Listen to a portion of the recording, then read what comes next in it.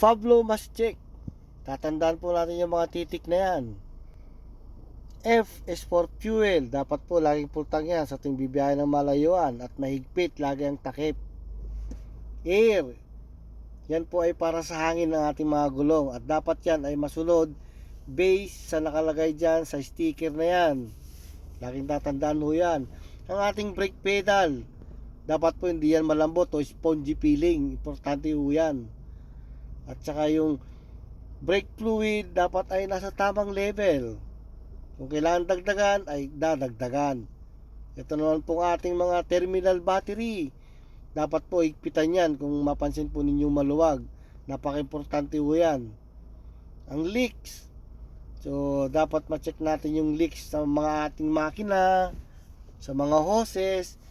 Mahalaga din po yan. Katulad ng engine oil. Dapat po yan ay nasa tamang level. Dagdagan kung kinakailangan. At saka yung takip po niyan ay dapat mahigpit po. Ang water ng ating windshield. So even dyan sa radiator, dapat malagyan din po yan. Madagdagan kung kinakailangan. So yan lang po.